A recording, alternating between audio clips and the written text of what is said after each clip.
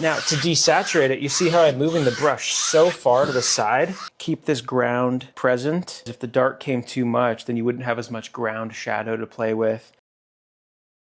We are now doing a linear gradient. So if you've been following along, you've seen us do two types of gradients so far. Radial gradient and a beam linear gradient. This was obviously made by rotating a table to get it to this kind of effect. It's really hard to do by hand. This was done using a similar method we're going to do today, where you just brush linearly, athletically, try to just take your time and duplicate two gradients on each side to create a beam effect. With a linear gradient, it's technically the simplest of the three in my opinion. So all it is a fade between two different colors. For today's demonstration, we're going to do a dark forest green into a very bright kind of olive green color. A few considerations when doing this, just like our last two, you really want to use a brush that spans the entire width of the motion that you're doing in order to get that really clean effect. I know I probably sound like a beating a dead horse here. I've done it so many times where I've ruined canvases where you do too small of a brush and you end up wasting time, wasting materials, wasting paint. Invest in your brushes, get wide brushes, and really have a plan when you're painting, if you're trying to go for really clean gradients, of course. So in the case of this one, we had a few options. We got our 10-inch Hake brush, has been our noble steed over the last two gradients, doing a great job making everything clean. But clearly, if we're brushing this way, because we want to be linear with this linear gradient, it's not going to give us the width that we desire. Same thing with this one, obviously. Now, there was a time where I would bolt two of these together, but for now, I don't have those. What I do have assembled is this bad boy. Now, this is the first time we're using this brush. So these are four 4-inch brushes, all from the hardware store, bolted together, and I will have a tutorial on how I make this. But if you can see, it totally spans the canvas in an advantageous way. That's going to give us that nice linear gradient. If you've ever been curious about what canvases I'm using, these are just a 5-pack from Michael's, which is my local art store. It's about $13 US for a 5-pack. These are 16 by 20 inch in size, and they come pre-primed and back stapled, but they're very, very thin. So these actually are not canvases that I would recommend to do any kind of masking and scalpel cutting, or even selling to clients for anything over $500. It doesn't feel like the most archival type material that's going to last a long time and be willing to be robust when you're doing heavy movements. But for demonstration purposes, these are perfect. So when analyzing this gradient, I'm seeing a very desaturated kind of environment, which was pretty much the intention. I feel like all of my gradients have been very saturated and bold, but if you think compositionally, the painting itself is therefore going to be the main focus. And for a lot of paintings, a background being a main focus is a bold and risky strategy. That implies that the foreground you're building has to be even more grand, even more standout. And so I think with this painting, I want to actually have the example of something where it's a desaturated background where the foreground can really shine through and the background can just be kind of boring, kind of monotone, kind of desaturated, and I think that's okay. Colors I'm thinking here are going to be Titan Buff. I don't know if that means titanium or not, but it's kind of like this tan color. Of course, titanium white, just in case we end up needing to go a little bit brighter.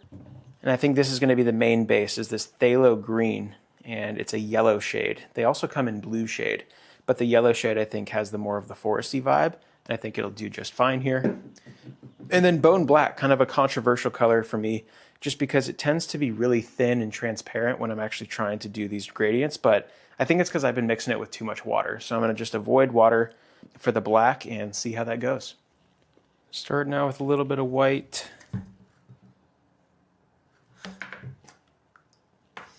Going into our titanium buff, not 100% sure what that is or what it means, but we're about to see how it goes down. Seems to be so it's a mixture, and if you look on the back, that means PW6, which is titanium white, plus PW6:1. Interesting, I'm not sure exactly what :1 is. My guess would be like a raw umber or something, but you tell me in the comments. A little bit of water in there. Not too much. If you guys saw from the last blue radial gradient, there was a little bit too much water in that first layer. So I'm going to try to be better about that. A lot of green, just because that's really the base of our painting here. Get some water in there. Keep spilling it all over the place. And then, of course, the bone black, which we agreed, not any water. I'm just doing the tiniest amount, okay? I keep going back on my word. I keep going back on my word. We'll mix this with a stick here so I don't keep spilling. Okay, let's do a quick test. My theory is that simply by using all these colors on the canvas and then kind of moving the brush back and forth, I'm going to achieve that desaturated forest green to olive green ombre that I'm looking for. I don't think it's going to be that complicated. It's maybe more the color selection that I'm trying to nail to get close to this. A little bit of white on one side. Probably some of this coming up, not too much though. The green seems to kind of penetrate all the way, the entire way. And then of course we've got our bone black, nice and dark, fading in over here a little bit. So let's see how that looks. I think that white was pretty overpowering, but by running the brush back and forth,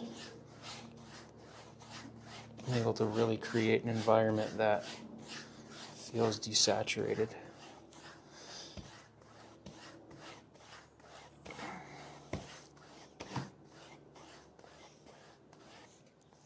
Okay, honestly pretty close. Comparing this gradient to that gradient, in my opinion, the only thing, this has more yellow in it, believe it or not, than this gradient. Now, that's okay for me. I actually like the way this is going down, and I'm okay with it, and I don't feel the need to try to perfectly match it to this.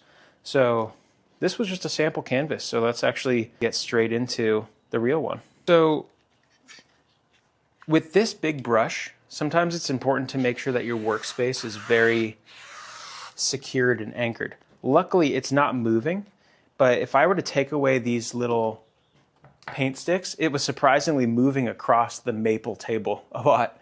So finding a way to secure your workstation makes sense. I mean, I literally just put tape on them and it seems to work just fine.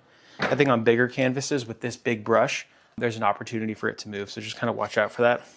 Another thing too, look at this. I just very casually pulled a gap there. This is pretty common with these. It doesn't have to be like so tight that it's going to break the wood, but it needs to be tight enough to where there's not going to be a gap, because you can imagine if there's a gap when you're doing it, it's just going to create a weird streak. Another thing too is when you assemble these, and we can get into this later, you want this to be as level as possible across all the brushes, because any kind of length difference across each brush is going to create inconsistent results. To make sure that your left and your right flank are nice and open when you're doing something like this, because the last thing you need is to spill a bunch of paint and make a huge mess. We got white over here. That's definitely not enough, so I'm just going to use some more. We have our kind of tan color. That should be fine. We've got our green, again, spanning across the entire canvas, not too much to the side. And keeping it over there. And then, of course, bone black, which I was surprised it was doing really nice on that practice canvas. I'd say we could have used perhaps a little bit more bone black, so I'm going to go ahead and do that.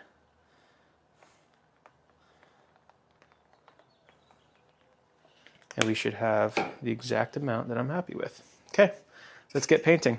Now, sometimes if you make your brush and these bolts are longer, you have to be smart when you're actually doing this, because the bolt could scrape the painting. Luckily, I did my bolt small enough to where they don't make contact, but my other brush does. So hold it in a way that's symmetrical. So you have, you know, I'm holding on 2 and 4.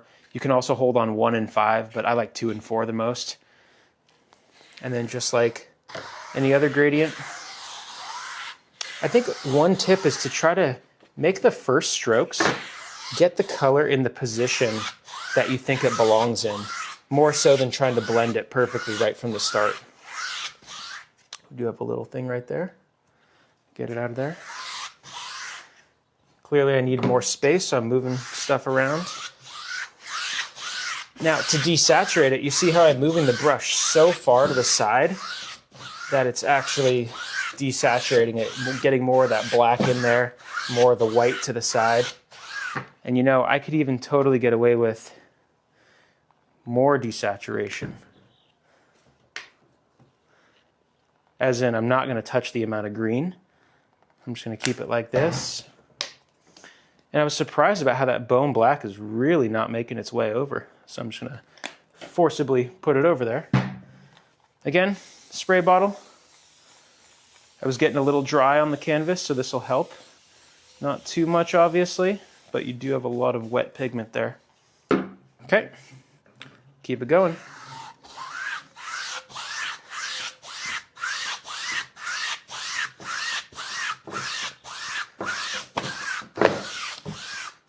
See it shifting a little bit. So that's kind of what I was talking about. So you can see, beautiful blend right there. I think I could probably push to get rid of a few more little black streaks. So that's what I'm going to do. Back and forth just a little bit.